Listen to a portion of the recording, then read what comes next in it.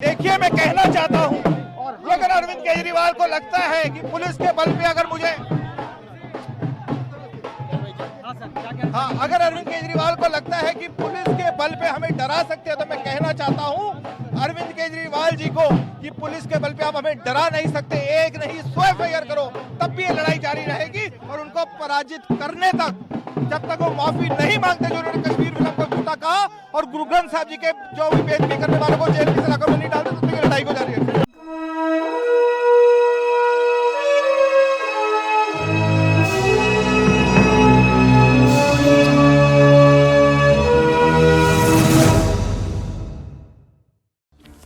CM Kejriwal को इस्तीफा दे देना चाहिए। सीएम केजरीवाल अपनी कुर्सी पर ना बैठे।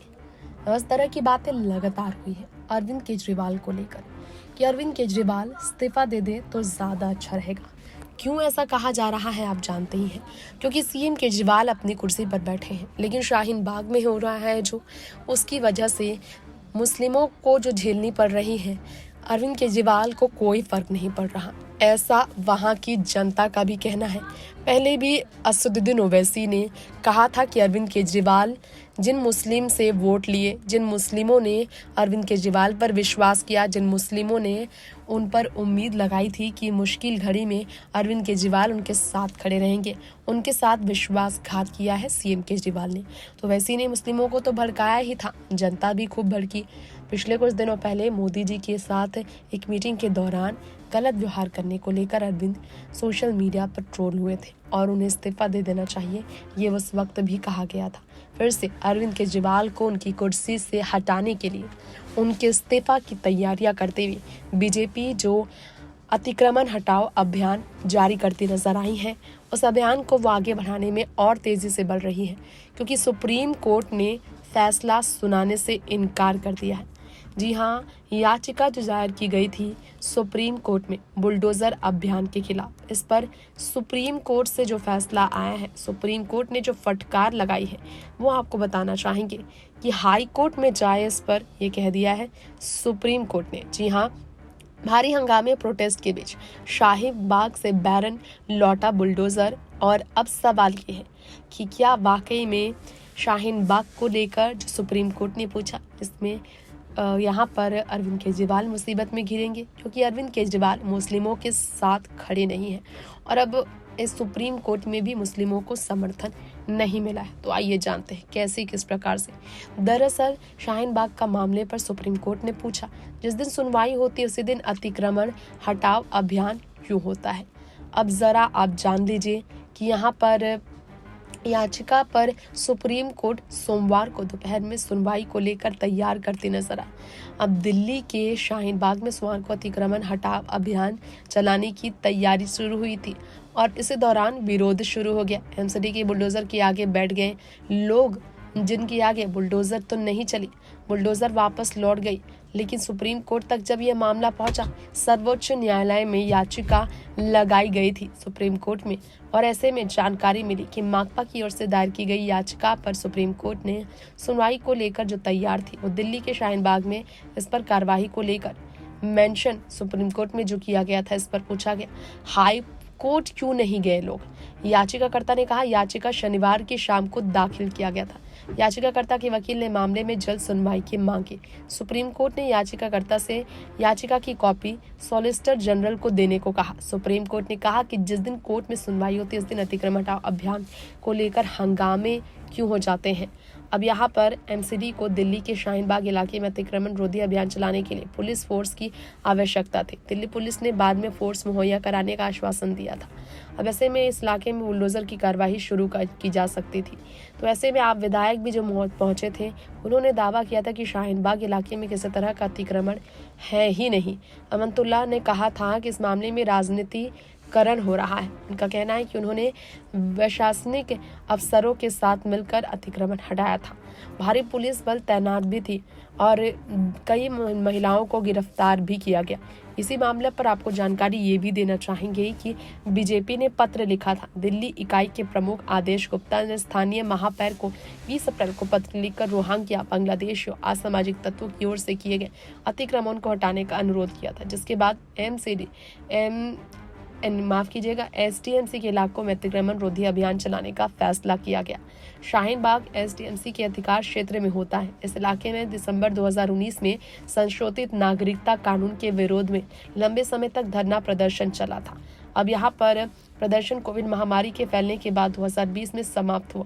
उत्तरी दिल्ली नगर निगम ने जहांगीरपुर इलाके में सांप्रदायिक हिंसा के 4 दिन बाद अतिक्रमण विरोधी अभियान चलाया, जिसकी व्यापक आलोचना हुई थी। सुप्रीम कोर्ट ने एनडीएमसी को यथार्थ स्थिति बनाए रखने का आदेश दिया, जिसके बाद कार्यवाही रुकी थी। लेकिन अभी तक अगर आप देखेंगे शाहीन बाग के मामले में अगर बात की जाए तो अस्सी ने इस पर बोला कि आप हाई कोर्ट जाए, लेकिन कहीं ना कहीं अरविंद केजरीवाल घिरे हुए।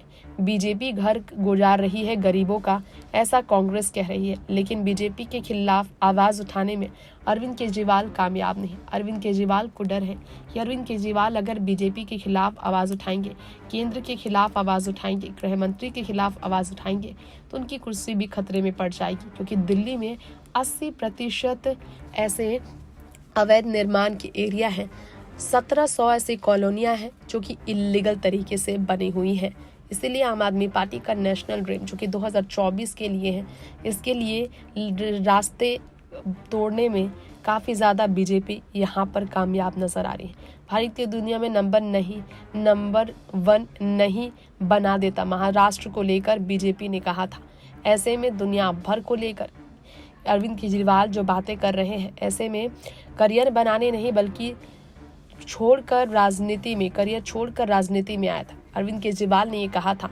अब करियर को लेकर जो उन्होंने कहा उससे लेकर भी वो घिरे थे, क्योंकि आपको याद ना हो अरविंद केजरीवाल ने कहा था किसी भी हालात में वो कोई बड़ा पद नहीं संभालना चाहते और ना ही राजनीति में आना चाहते। इसे लेकर कांग्रेस ने उन्हें घेरा था, दिग्विजय सिंह ने उन्हें घेरा था, लेकिन अरविंद केजरीवाल आज बड़े पद पर भी है, राजनीति की दुनिया में भी है।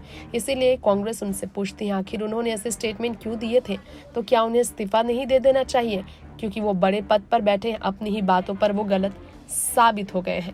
नेक्स्ट 9 न्यूज़ से तृप्ति की रिपोर्ट के साथ बताते चले तजिंदर पाल सिंह बग्गा को लेकर भी इतने विवादों में अरविंद केजरीवाल घिरे कि तजिंदर पाल सिंह बग्गा के पिता प्रीतपाल और उनकी मां सभी ने सीएम केजरीवाल के घर के सामने प्रदर्शन किया।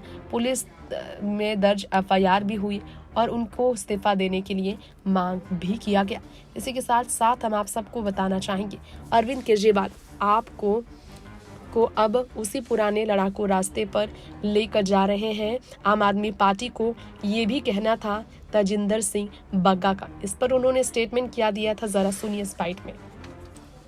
जो ये समझते हैं कि पुलिस के बल पर सब कुछ कर सकते हैं, हम ये बताना चाहते हैं भारतीय जनता पार्टी कार्यकर्ता डरेगा नहीं और इस लड़ाई को लड़ता रहेगा और उन्हें पराजित करेगा और अब दिल्ली से उखाड़ फेंकेगा। सर, भाजपा के टॉप लीडरशिप से आपकी कोई बात हुई? देखिए मेरे पास क्योंकि मेरे फोन अभी भी पंजाब पुलिस के पास जब्त है, तो मेरी तो किसी से बात नहीं हुई, लेकिन मैं धन्यवाद करता हूँ हरियाणा पुलिस का, दिल्ली पुलिस का और सभी मीडिया कर्मियों का, जिनके दबाव के कारण ये संभव हो पाया। आपके कार्यकर्ता भी दिन रात सड़क पर रहे, आपके लिए संघर्ष करते रहे, उनके लिए मैं भारतीय जनता पार्टी के सभी कार्यकर्ताओं का, सभी शीर्ष नेतृत्व का धन्यवाद करता हूं, जिन्होंने इसमें जो भी अहम भूमिका निभाई और सारा दिन सड़कों पर संघर्ष किया। आगे क्या आपका प्लान है? कानूनी रूप से भी हम इस लड़ाई को लड़ेंगे, सड़कों के ऊपर भी लड़ेंगे। आपके पिता के ऊपर हमने उसकी दिल्ली पुलिस ने एफआईआर दर्ज की है और जो भी वो लोग थे दोषी थे उन लोगों को भी जेल की सजा दी। भाजपा ने प्रोटेस्ट किया है, भाजपा ने प्रोटेस्ट किया, आप क्या प्रोटेस्ट में भाग लेंगे? आप क्या प्रोटेस्ट करेंगे? हाँ, उसकी सीसीटीवी फुटेज, क्योंकि मुझे जब धकेलते हुए लेके गए, सुबह मारते फिरते लेके गए, उसकी मैं फुटेज कल तक निकलवा दूंगा और वो भी पूरे फुटेज आपको देने तक, क्योंकि जब मुझे उठाया गया 7-8 पुलिस कर्मियों ने मुझे उठा के गाड़ी के अंदर डाला जैसे किसी आतंकवादी को डालते हैं।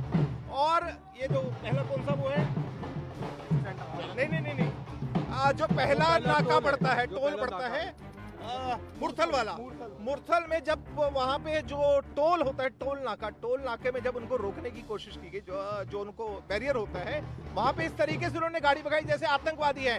उनकी उसी बैरियर से गाड़ी का शीशा भी टूटा पंजाब पुलिस का, उसकी भी हम कोशिश करें हमें फुटेज मिल जाए ताकि कल मीडिया कर्मी भाजपा ने प्रोटेस्ट किया, क्या आप प्रोटेस्ट करेंगे अरविंद केजरीवाल के खिलाफ? नहीं, रास्ते में नहीं, जो यहीं पे मारा पीटा किया। सर, आप क्या उन्होंने कहा कि पंजाब में जाके तुम्हें बताएंगे। सर, क्या आप रोड पे आज आपके जो भारतीय जनता युवा मोर्चा के देखिए अभी पार्टी के अभी हमारे प्रदेश अध्यक्ष आदेश गुप्ता जी आ रहे हैं कुछ देर में, हम जो भी है प्रदेश नेतृत्व तय करेगा उसके हिसाब से हम तय करेंगे। पिताजी को मिलने बंगाजी संघर्ष करो भैया, बंगाजी संघर्ष करो। आपकी लड़ाई कब तक जारी रहेगी? ये लड़ाई तब तक जारी रहेगी जब तक हम इस अरविंद केजरीवाल को सत्ता से उखाड़ ना फेंका जाए। तो आपको क्या रास्ते में भी कुछ बातचीत की गई? रास्ते में नहीं है, उनका कहना है 5 बार आपको नोटिस दिया गया, 5 बार उस नोटिस का जवाब दिया है। आगे आपकी क्या रणनीति रहेगी?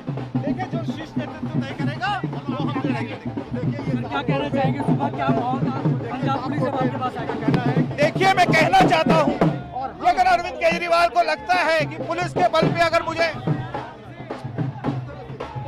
हाँ सर, क्या कहना हाँ, अगर अरविंद केजरीवाल को लगता है कि पुलिस के बल पे हमें डरा सकते हैं, तो मैं कहना चाहता हूं अरविंद केजरीवाल जी को कि पुलिस के बल पे आप हमें डरा नहीं सकते। एक नहीं 100 एफआईआर करो, तब भी ये लड़ाई जारी रहेगी और उनको पराजित करने तक, जब तक वो माफी नहीं मांगते जो उन्होंने कश्मीर फिल्म को झूठा कहा और गुरु ग्रंथ साहब जी के जो भी बेइज्जती करने वालों को जेल की सलाखों में नहीं डालते।